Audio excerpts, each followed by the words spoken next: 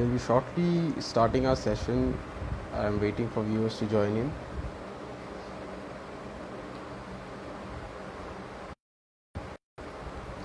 I see many have already started joining in. Hi Purvesh, hi.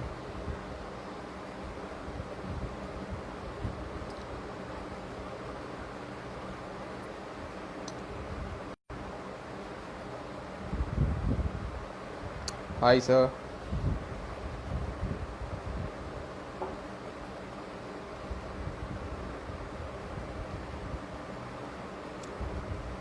Hello, hello.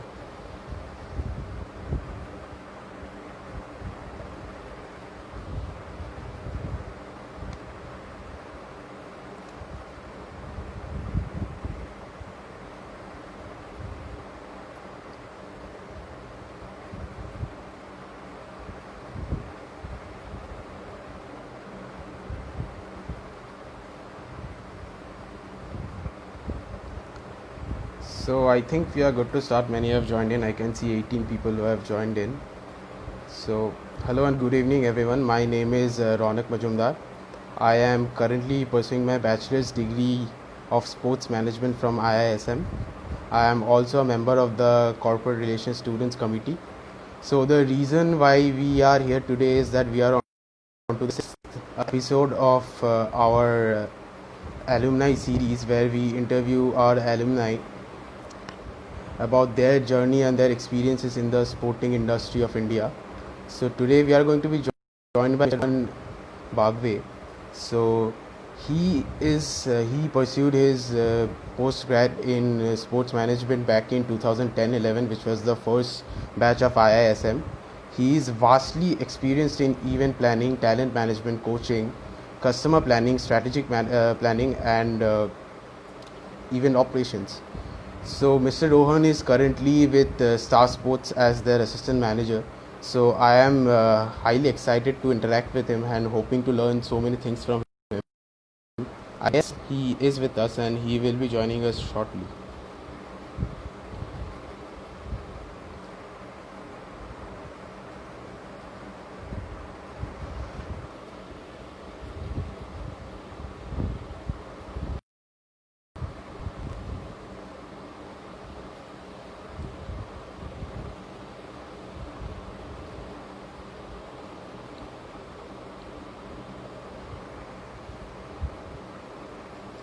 He is not yet here.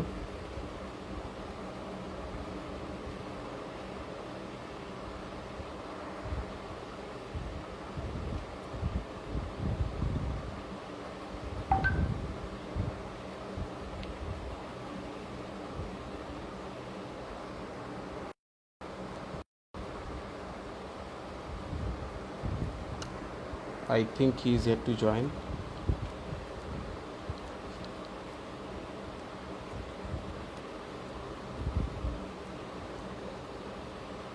Yes, he is here.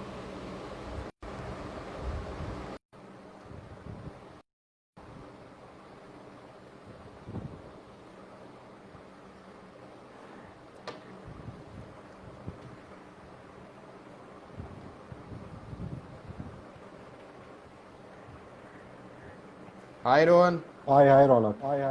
How have you been? Good. How are you? I'm good. Good to see you, man. Yeah, it's good connecting. So before we start our session today, I would just want to know that what are you doing right now to keep yourselves, engaged amidst this pandemic situation? We are all locked into our houses. So see, it's a really special situation, something that no one before has encountered. So everyone has their own way of dealing with it. Luckily, I have work that comes from Star, so there's a lot of broadcast, non-live broadcasting that we're doing right now. So there's a lot of work related to that. And plus, I'm keeping myself busy doing some exercise and reading a lot of books. Right. So just before we get started with the questionnaire, I just want to let you know that we both are wearing the same design T-shirt. I know. So that's something that needs to be considered. Yeah. So yeah. So before we delve into the questions, I would like to start with asking about your childhood. When were you first introduced to sports, and how were you introduced to sports?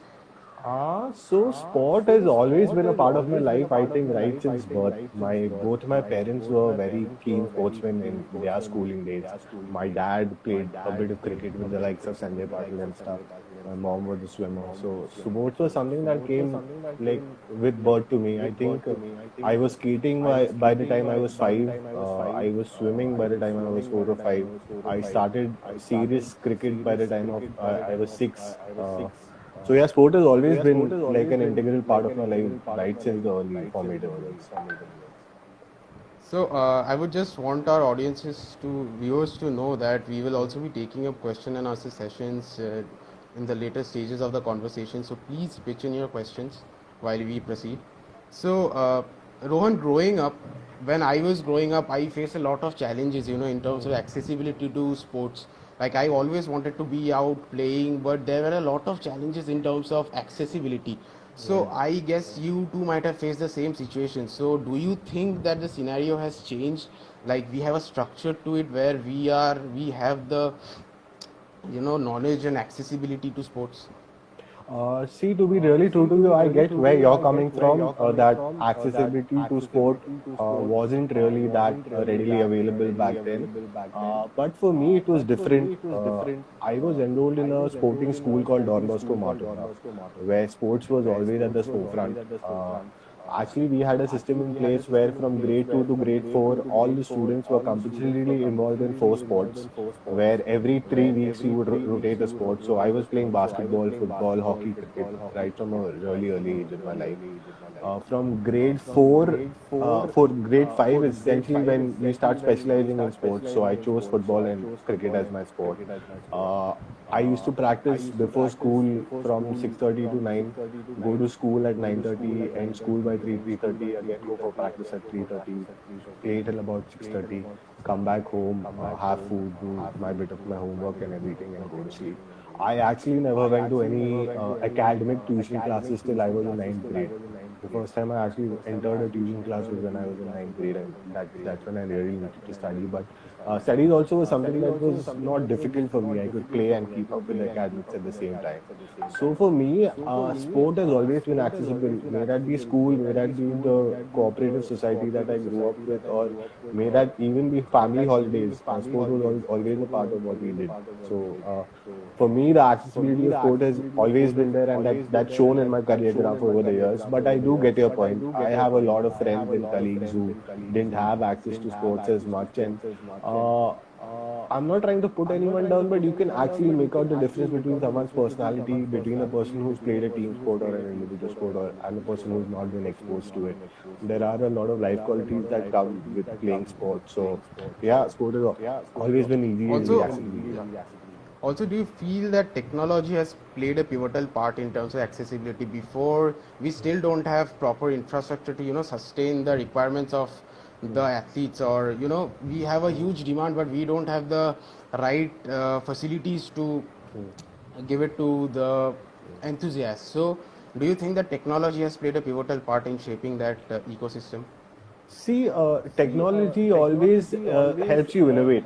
That's one thing that happens with technology in due course.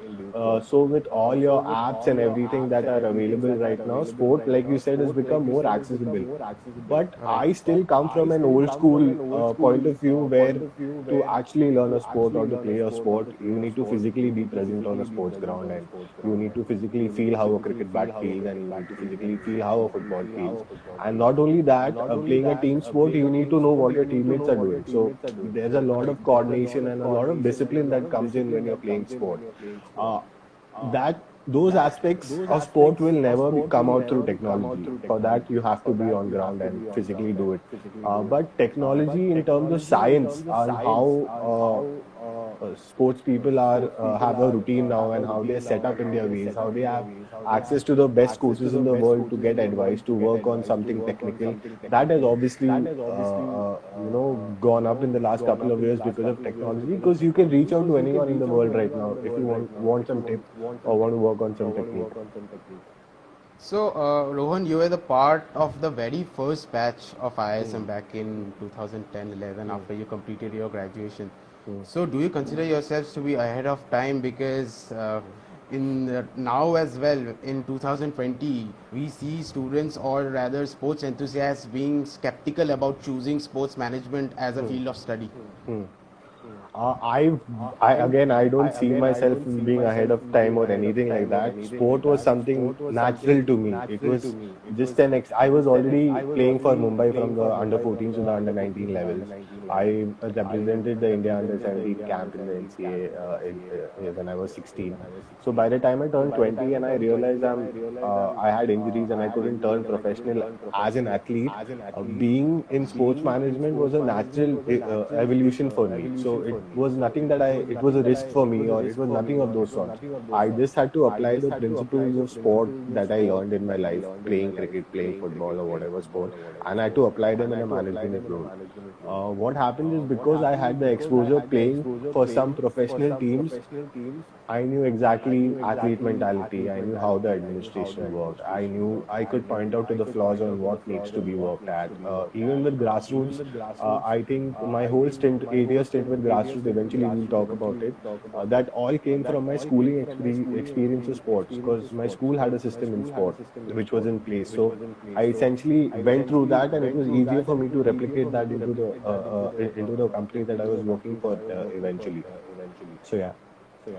Okay, It was so just a you basically evolution for me. Was never a risk to take. right. So how has IISM as an institution helped you to kickstart your career as a sports professional? Were you already aware of the various verticals, or has IISM helped you, and how were your experiences? So see, when you're associated to sport, I feel there are two broad categories. One is you're an athlete and you're playing a sport. One is you're into the management aspect of the sport. Uh, Having been an athlete, I was exposed to the management aspects of the sports, but I really didn't understand what they were and how did they function. That's where ISM came in. I think, 22 back in 2010. I had just finished my graduation and I was figuring out what I want to do with my life. I knew I wanted to do something with sport, but back then in 2008, 2009, there was no sports management course as such.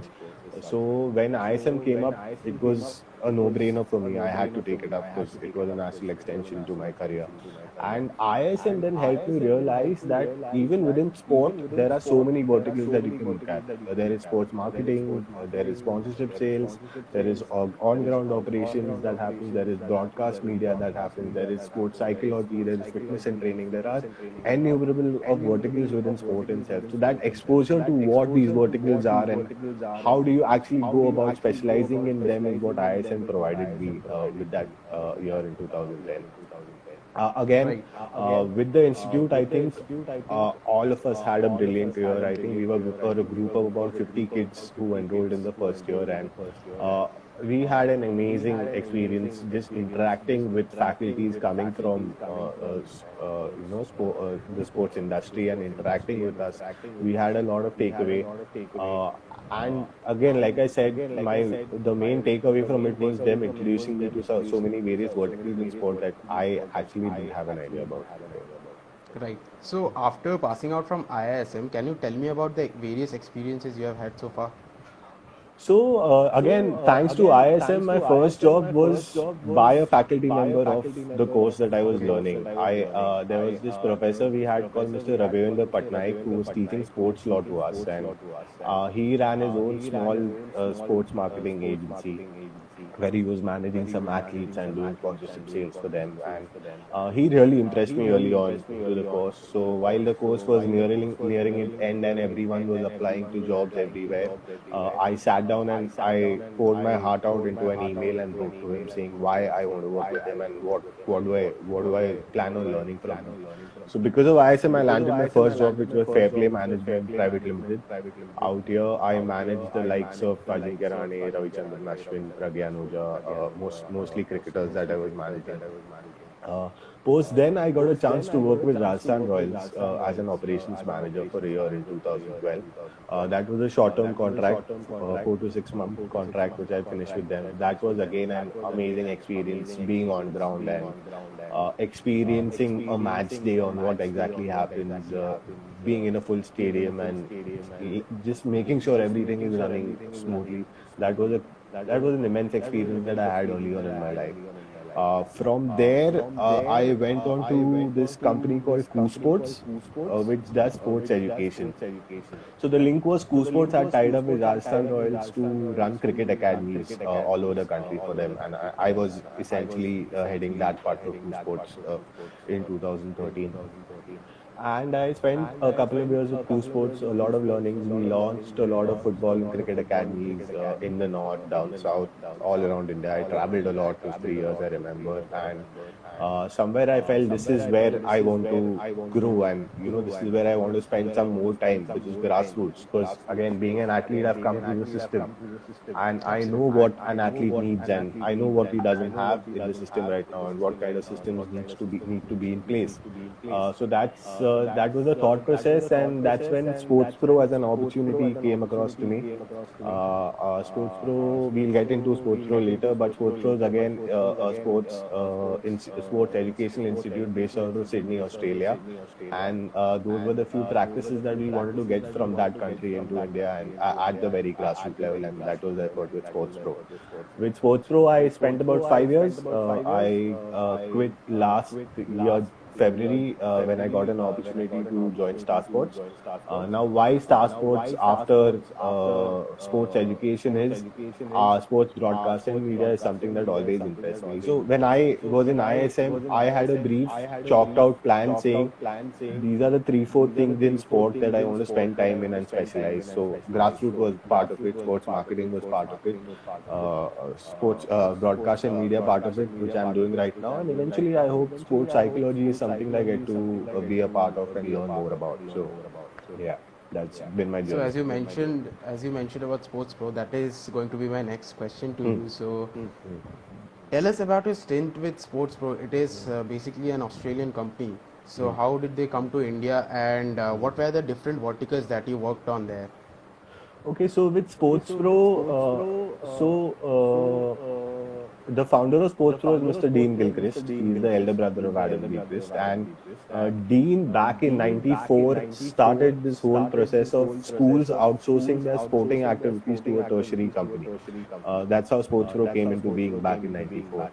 So Dean is the one. He's an experienced PE teacher who has credentials, has done international courses, and he's the one who's written the curriculum. And that's how the company came into being. Where in 2015, essentially me, one of my friends called Amit Krishnan, who's also a batchmate from ISM, he passed out with me, and there was another person called Risan Norman, who's again an ISM pass out from 2013-14. Three of us were always close to each other. We always wanted to work together and do something, and we were researching on sports education and the practices around the world. That's when we came across Sports Pro. Like I did for my job interview, for my first job interview, I poured my heart out and I wrote to Dean saying why I see merit in Sports Pro being in India and how we can bring about a change. So the biggest attraction for me was the community angle towards sport that sport in Australia has. It's a part of one's life, and the entire community is involved into a child's growth and an athlete's growth and how that works. So those were the practices that we really wanted to focus on and get into India, and that's when we got in touch with Dean. Work-wise, I had the opportunity to work across the board. I was an executive director with them.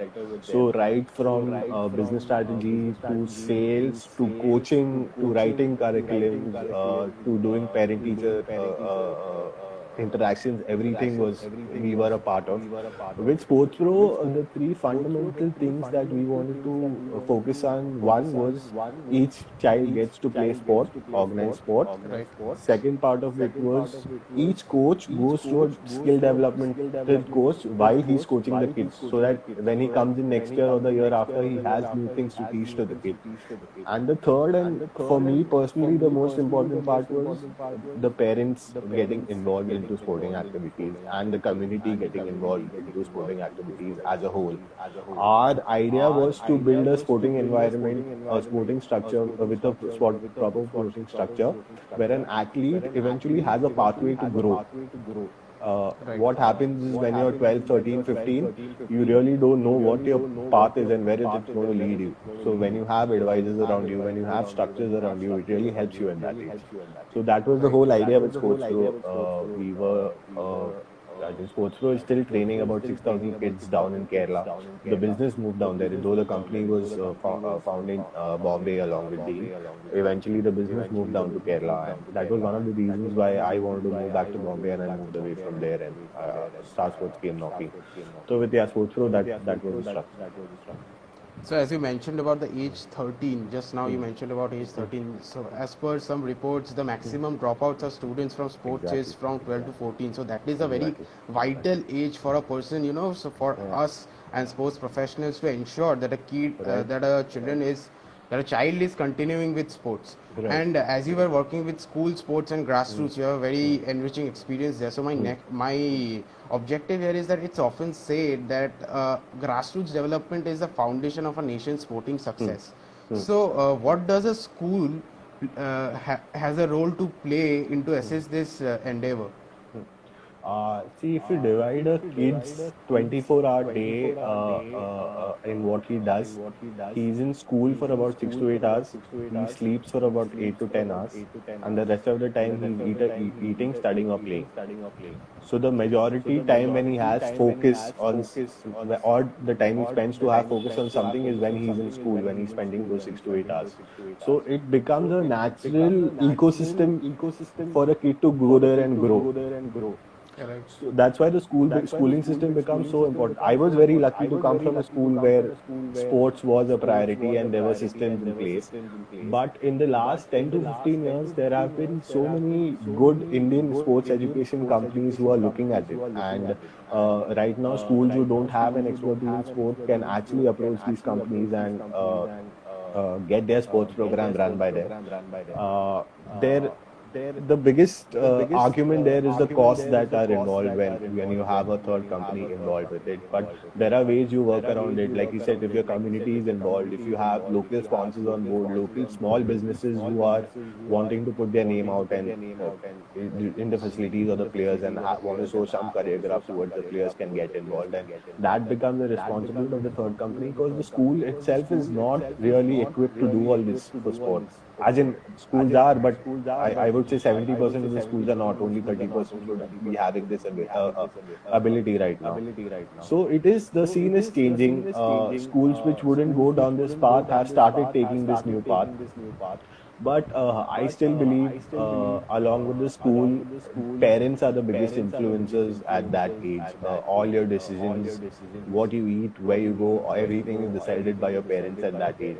So if you can educate a parent whose kid is between the ages of 1 to 15 and is showing good profit in sport, if you can educate the parent and tell them that there is a career opportunity here, and this is something that your kid will enjoy doing. He won't have to force himself to sit on a 9 to 5 job and do some Excel work on the computer. You can actually play and make a living out of it. And you have so many leagues running in the country.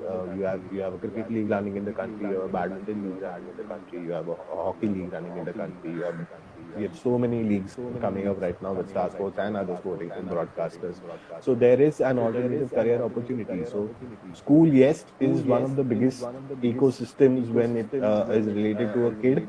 Along with that, parent education is something that really has to happen. Also, do you feel that we also need to educate the coaches or the PT teachers which we have in our schools, and there's Of course, huge of gap course, we there? have to. There is a huge gap there. I won't totally blame the teachers that are teaching sport right now because they underwent a certain curriculum which is outdated, which was written many years back and is not in sync with the modern sports practices that we have right now. So they are old school when it comes because they've gone through that process, and no one's really taken the pain to get them onto a board where the slate is actually wiped off and you're giving them new information to learn about the sport. That has failed in this country somehow, but that also is being addressed to in the last few years. There are a lot of coach training programs that are happening right now where the coaches are getting influenced by modern techniques of sport.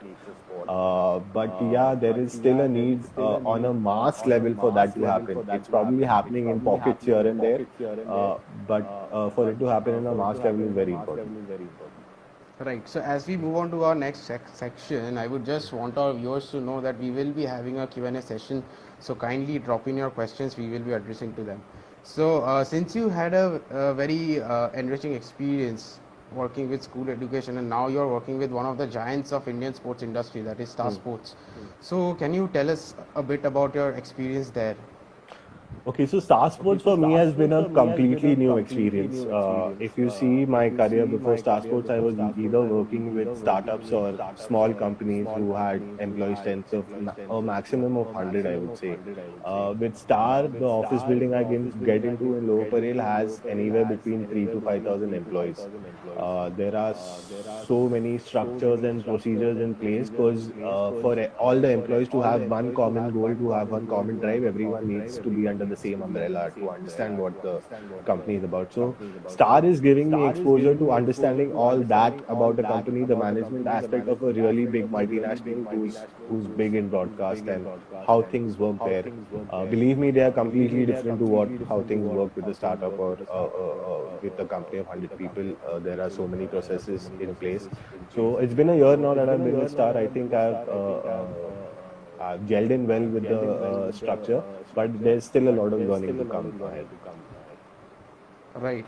So I think a few of your fans have joined in. I can see Rahul. So Rahul actually played cricket with me. We Okay. both were fast bowlers growing up for Bombay. Yeah. Okay. So yeah, moving ahead. Please stay tuned, Rahul. We will be addressing your questions as well. So as we move forward, Star Sports is building an empire. They have taken over. They are a part of the one of the biggest sports league in the world, that is IPL. They are the stakeholders of the Indian Super League, the Pro Kabaddi League, the Ultimate Table Tennis, and whatnot. They have so many things under their belt. So, what exactly is the vision of Star Sports, and how are they building this empire in India? So Star Sports has a very different approach to what other broadcasters had before in India. We need to understand that the Indian population is a rural is a maximum rural population. People living in big cities, the numbers are really less. So what Star is doing so successfully is it is penetrating into these rural markets. Earlier, when sports used to be covered, we had commentary only in English. Like a few years back, Hindi started probably, and that was it. With Star, we have regional commentaries running in Tamil, Telugu, Kannada. We had Marathi in the pipeworks. We had Malayalam in the pipeworks. So we are going into the regional market, and Star has done that really well. And the reach for sport has obviously gone up so much because of Star, and the kind of people working for the organization are really experienced and they know what they're doing. They have a plan chalked out saying next 10 years this is where we want to be, and everyone is driven towards the same goal, and it's just been amazing the last 1 year. So, since you are with the talent management team, can you share some experiences there? Like, how does that work out for you? Like, what is the exact thing you do there? So essentially, broadcasting has two sets. One is live broadcasting and one is non-live broadcasting. Live broadcasting is all your matches that are broadcasted live. So during these live broadcasting, the commentators that you hear, the anchors that you hear who talk in the breaks, and the guests that appear on these matches, these are all managed by our team essentially. We get in touch with people. We ask them to come on board as guest speakers. We are in touch with the talent pool, which is roughly about 300 talent, which are ex-players, current players. So essentially, we all manage them and make sure we put out the best content possible on match days. For live programming, again, it's the same thing. We build a lot of properties around our leagues.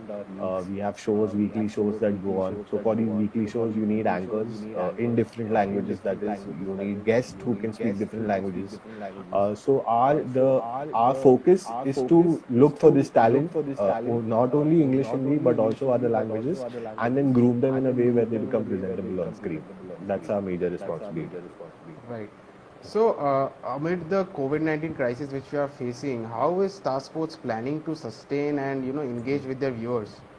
See, these are difficult times for everyone. I think the fact that IPL has not happened yet, I'm sure is a big hit to the company. But Star as a company is will always innovate, will always find a way out on how to work things around. So during this lockdown that is going on right now due to COVID, what we've started doing is we started recording commentary of earlier games. So, for example, we did a IPL finals week from 24th May to 1st June, where from 2008 to 2019 we showed all IPL finals. And what we did is we re-recorded commentary for these finals with players who were actually part of the match. So if Irfan was playing a certain T20 final and was part of the match, he comes on as a guest in the commentary team, and he's actually talking about what's happening, like what's happening on the ground and what was going on in his head, what were his captain's instructions, what was the team was doing to do. So we trying to get that angle in with it, and we re-recorded commentaries in your regional languages, which is Tamil, Telugu, Kannada. So there's a lot of work being happening.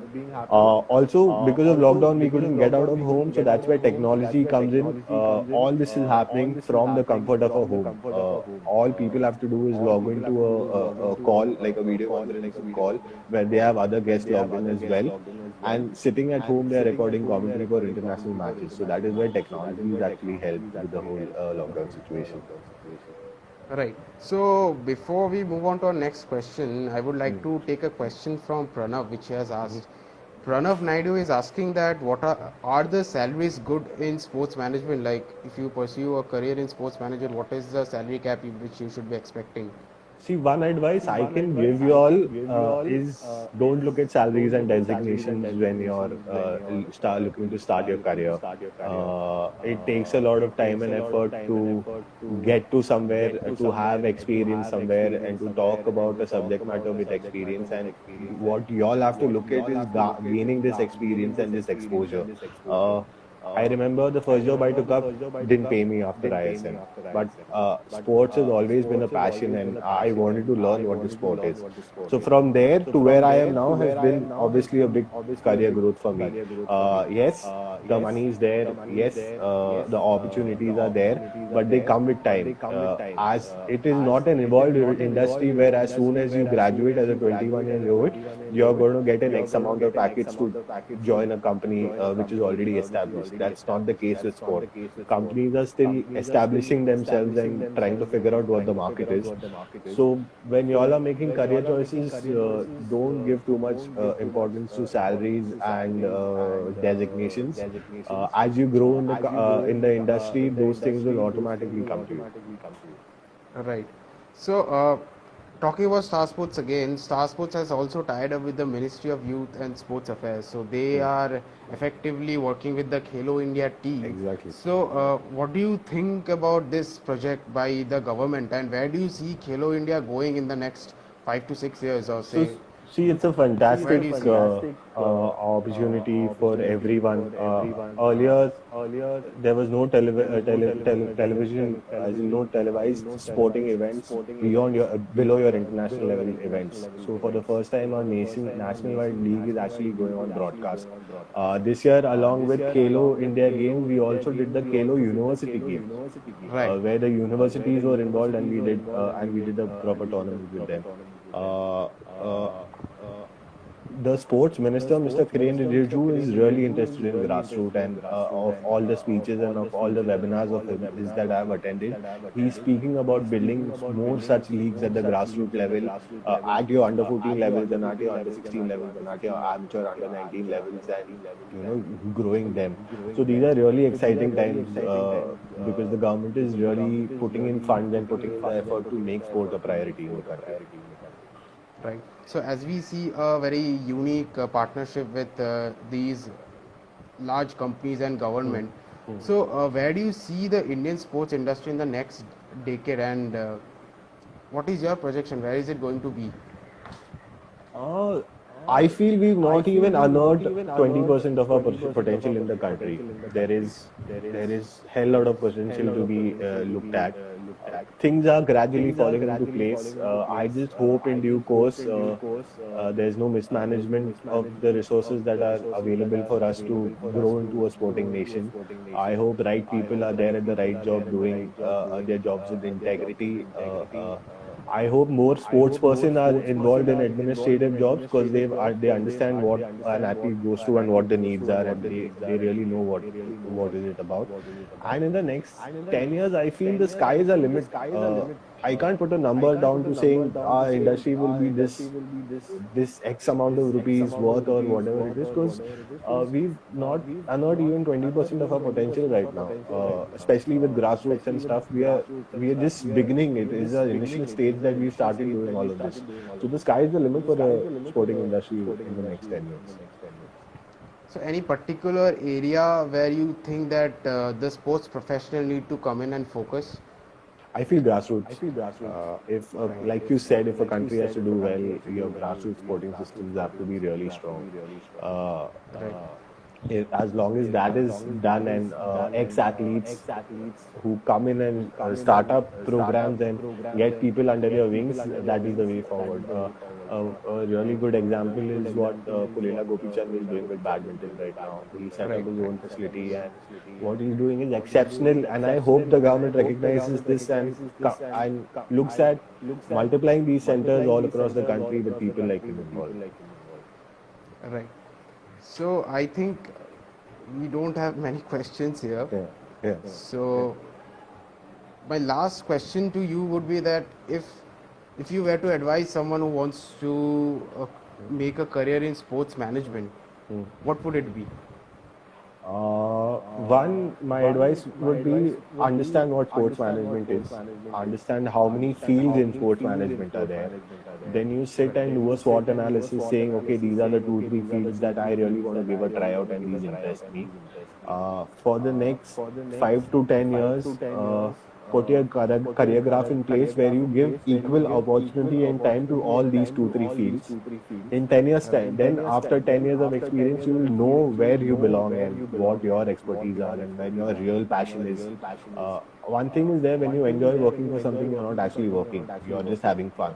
So you need to find what that is for yourself. Only merely saying I'm a sports management professional doesn't help, because there are so many things in sports management that you can do. So find your passion. Don't be scared to experiment. You see my career graph. I went from sports marketing to operations to school education, now into media broadcast, hopefully into sports psychology eventually. So don't be scared to experiment. You never know what doors can open for you. Right. So as you rightly mentioned that there is always room for exploration and there's a immense opportunity that lies. So with that, Rohan, thank you so much for joining us. Yeah, it's been a pleasure. It was a great learning experience for me. I got to learn so many new things from you, Right. and thank you so much. Yeah, you're welcome, and thank you for the institute for everything. I think ISM deserves a round of applause right here. Thank you. Thank you.